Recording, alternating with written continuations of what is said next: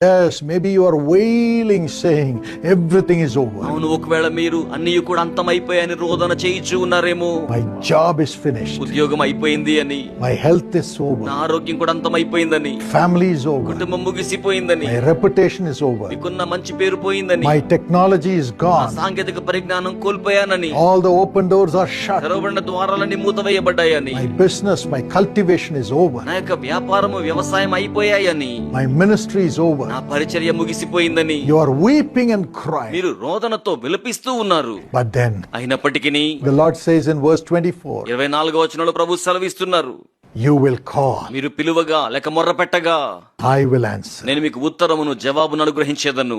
When everything is over, అన్నీ కూడా ముగిసిపోయినట్లున్నప్పుడు learn to call the Lord. దేవుని పిలవడానికి నేర్చుకోనండి. Don't sit and weep. కూర్చుని ఏడుస్తూ ఉండిపోకండి. Don't sit and cry. కూర్చుని విలపిస్తూ ఉండిపోకండి. The Lord will answer you even when you are speaking. మీరు మాట్లాడుతూ ఉండగానే దేవుడు మీకు జవాబును అనుగ్రహించును. When you are speaking to him, the answer will come from the Lord. మీరు ఆయనతో మాట్లాడుతూ ఉండగానే ప్రభు యొద్ద నుంచి జవాబు వచ్చును. Because you fear the Lord. ఎందుకనగా మీరు దేవునికి భయపడుతున్నారు. And because you are a woman of noble character. మీరు గుణవతి అయిన స్త్రీగా ఉండి ఉన్నారు గనుక God's answer will come. దేవుని జవాబు వచ్చేస్తోంది.